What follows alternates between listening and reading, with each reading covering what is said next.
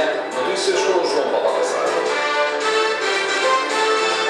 Mais do que o frio, a que estão habituados os habitantes do interior do país, sobretudo mais para o norte, mais do que o frio, que mergulha as temperaturas abaixo do zero, é o gelo nas estradas. A principal preocupação em manhãs como a de hoje. O gelo traiçoeiro, a armadilha invisível no asfalto, recomenda 1000 cautelas ao volante. É isso que tem estado a verificar esta manhã o repórter Amadeu Araújo, a bordo do autocarro escolar de Vila Nova de Paiva, concelho do distrito de Viseu. Ora, Amadeu, feita a primeira ronda de recolha dos estudantes do ensino secundário, o autocarro partiu em busca dos mais pequenos, já tocou para a entrada. O frio deixou em casa algum dos passageiros habituais?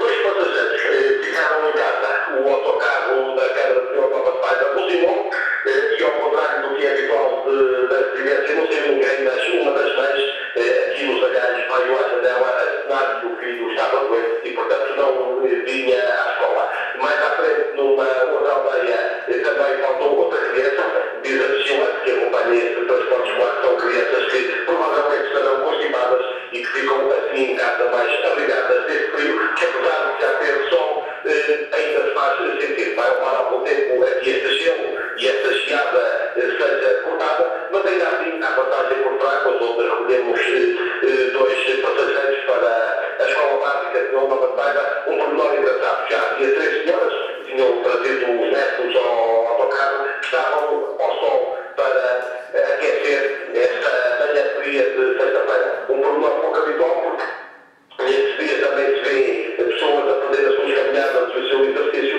e hoje, durante estas 2 voltas em que percorreu o concelho de Vila Nova de Paiva, não se viu ninguém nos passários nem nos caminhos exercitar as pernas, sinal que até uma manhã com bastante frio e que obriga a que estas crianças que agora estamos a recolher saiam de casa com o cachecol, com o gorro, com as luvas e com um equipamento engraçado que é um protetor velcro para as orelhas, porque, como dizem estas crianças de 10 ou 11 anos, é aí que está mais frio. De resto, daqui a pouco cumprimos esta tarefa e estas crianças hoje vão expedidas e contentes e alegres, porque esperas uma boa surpresa. Hoje é dia de educação física, a natação, a piscina é grande e tem água quente. Ora, nem mais, isso é que é preciso. Reportagem de Amadeu Araújo, on the road, desde as 7 da manhã, em Vila Nova de Paiva, concelho do distrito de Viseu. Esta onda de frio que Portugal está a sentir está bem longe dos rigores que têm congelado boa parte da Europa Central, do Leste, sobretudo, um tempo glaciar assassino.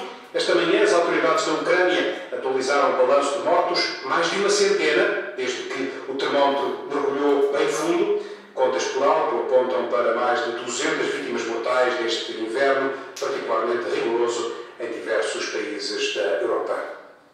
O Primeiro-Ministro vai pedir flexibilidade à Troika para aliviar a pressão da falta de crédito que está a estrangular muitas empresas portuguesas. Numa entrevista hoje publicada no Semanário Sol, Passos Coelho nota que a pressão coloca em risco o cumprimento de parte do programa acordado com o FMI, Comissão e Banco Central Europeu. Escutamos uma passagem do registro gravado desta entrevista de Passos Coelho ao Jornal Sol. Há muitas empresas que são fiáveis em Portugal, nomeadamente na área da exportação, que têm vindo a enfrentar uma restrição de crédito muito ativa e que isso pode comprometer uma parte do programa. Espero que neste terceiro exame regular encontrar da parte da Troika alguma flexibilidade para que algumas soluções se possam encontrar. Assim, Pedro Passos Coelho antecipando nesta entrevista aquilo que vai dizer no próximo encontro com os elementos da Troika. Está ao telefone Miguel Pacheco, é comentador de TSF Economia, diretor adjunto do jornal eletrónico Dinheiro Vivo. Bom dia, Miguel. De que forma poderá ser flexível a Troika se quiser acomodar, dar resposta positiva a esta preocupação do governo português? Há aqui 10 caminhos. Primeiro, sem dúvida, já foi pronunciado pelo FMI quando disse que, diante de evoluírem as coisas internacionais, o próprio pacote auxiliar, ou seja, da forma, o que grau de conciliação da austeridade poderá ser adaptado. Isto tem diretamente a ver com a minha execução do déficit, também com as metas de déficit que serão colocadas para 2012, que o governo diz que quer cumprir tudo o custo, e que o FMI poderá, mediante fatores externos, também poder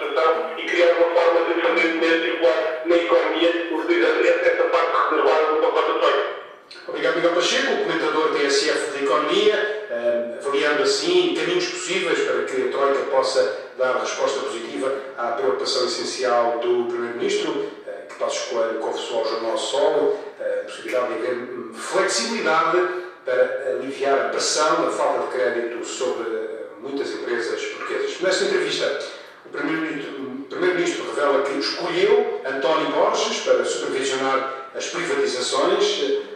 O semanário escreve que o economista que deixou a FMI em novembro vai ser um comissário do governo para a Troika. Para além das privatizações, a equipa que Borges vai liderar terá debaixo do olho as parcerias público-privadas, o setor empresarial do Estado e o setor financeiro nacional.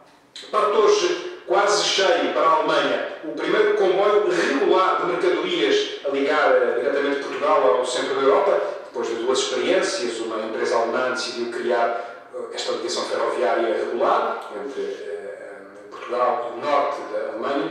O comboio parte à sexta-feira, chega segunda-feira de manhã. O diretor comercial da empresa, Jorge Carvalho, sublinha em declarações à TSF que, ao contrário do que se poderia esperar, tem sido fácil encher os 25 vagões, sobretudo com exportações portuguesas.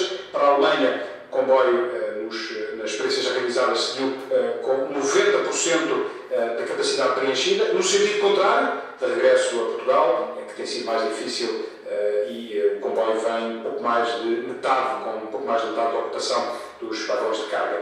Com este comboio testado, a empresa, diz Jorge Carvalho, já está a pensar em criar uma segunda ligação semanal. Não neste semestre, no início do próximo. Isto porque, como disse, há aqui uma negociação que tem que ser feita. Isto está condicionado em relação aos horários e às disponibilidades das passagens e, portanto, este fim de contas é o maior entrave a avançar mais rapidamente com uma outra saída. E eu a brincar aqui dentro da empresa digo um dia destes que se nós tivéssemos realmente comboios todos os dias carregava os comboios, pelo menos à exportação. Mas lá está, ele também tem que vir carregando para cá e isso já não é uma solução tão simples. O diretor comercial da empresa DB Schenker, falarmos assim de boas perspectivas para esta viagem que hoje se inicia, viagem semanal regular ferroviária entre Portugal e a Alemanha para o transporte de mercadorias, uma viagem que demora perto de 72 horas, é uma viagem mais rápida do que se for feita por um caminhão-tiro. Na agenda política do dia, esta manhã há debate parlamentar com o Primeiro-Ministro dentro de 1 hora.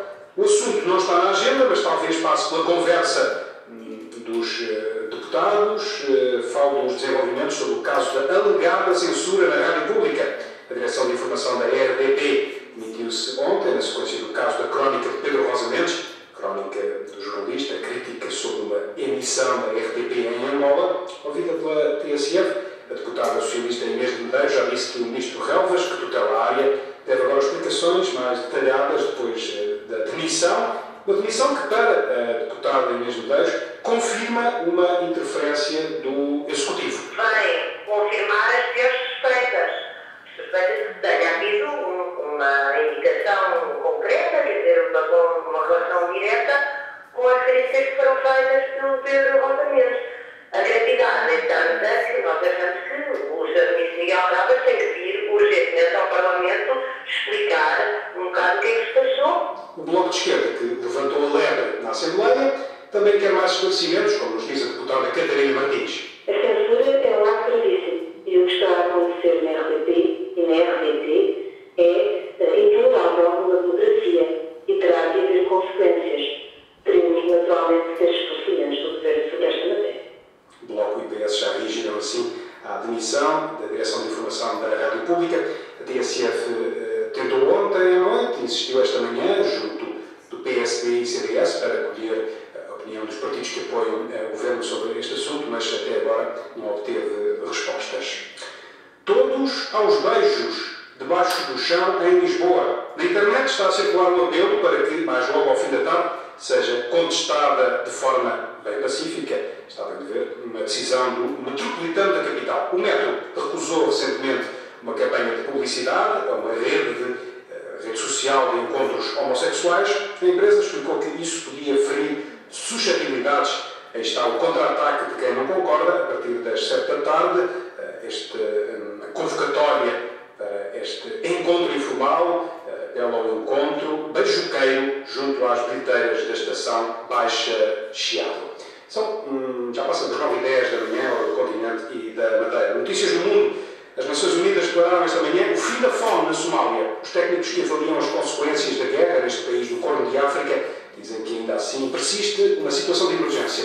1/3 da população, mais de 3 milhões de pessoas, precisa de apoio urgente. Na América, apoio multimilionário para Mitt Romney. O homem da massa, Donald Trump, anunciou em Las Vegas, claro, que aposta tudo neste candidato à nomeação republicana para as presidenciais. Trump diz que o antigo governador de Massachusetts é duro, esperto, incisivo, chega e sobra para o Obama. No Egito, a violência do futebol derramou-se pelas ruas, pulou as bancadas do estádio de Port Said. Desde ontem se multiplicam manifestações, também confrontos com a polícia.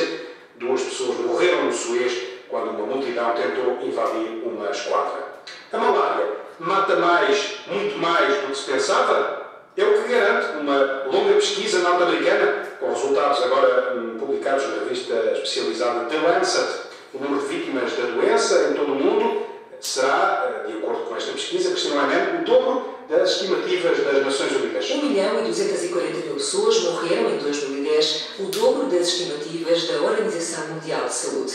Os novos números resultam de um estudo feito pelo Instituto em Seattle, nos Estados Unidos, que avaliou dados da doença nos últimos 30 anos. Foram introduzidos novos critérios, como a taxa de transmissão, o acesso aos cuidados de saúde, a resistência às drogas e a cobertura de redes contra mosquitos. As conclusões mostram que o pico da doença aconteceu em 2004, quando morreram mais de 1.800.000 pessoas. Desde aí, o número de mortos tem vindo a baixar. Mesmo assim, estava em 1.240.000 há 2 anos, o que leva os investigadores a dizer que a erradicação da malária é impossível a curto prazo. O estudo revela também que, ao contrário do que os investigadores acreditavam, a malária não mata apenas os bebés e crianças com menos de 5 anos. 20% das vítimas tinham idades entre os 15 e 49 anos, 15% tinham mais de 50 anos. Este dado vai deitar por terra uma convicção dos cientistas, obrigando a rever as medidas de prevenção. Os autores do estudo defendem, por exemplo, que as redes contra mosquitos sejam usadas por toda a família e não apenas nas grávidas e bebés. O uso de inseticidas nas casas e uma nova combinação de drogas contra o mosquito da malária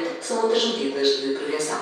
Virgílio do Rosário é investigador do Instituto de Medicina e Higiene Tropical, coordena para a CBLP, Comunidade dos Países de Língua Portuguesa, um projeto sobre esta área. Ouvido esta manhã pela jornalista Cristina Lanem, ele mostra-se cauteloso em relação aos resultados do estudo norte-americano. Não, eu prefiro acompanhar a informação da Organização Mundial de Saúde, que diz que o número tem sido muito mais reduzido comparado aos anos anteriores.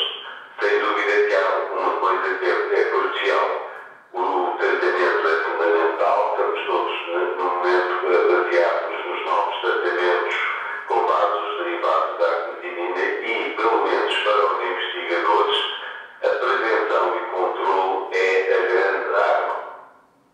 Este investigador português da malária considera que nunca será possível varrer do mapa a doença, e muito menos em termos de austeridade. Eu penso que isso vai afetar a Europa e afeta desesperadamente uma série de problemas.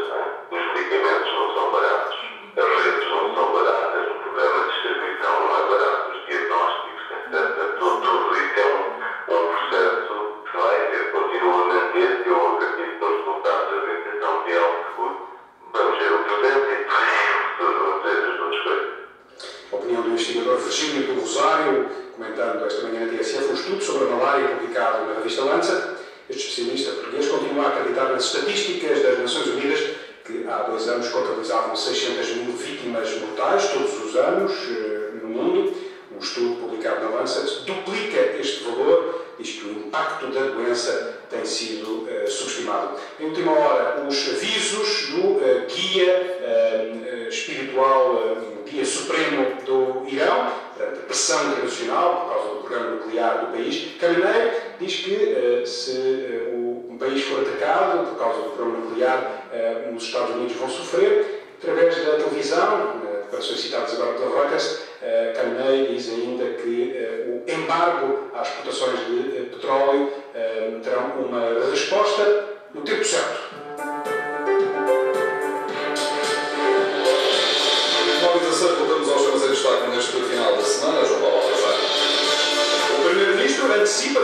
entrevista ao Semanário Sol, que vai pedir flexibilidade no próximo encontro com a Troika.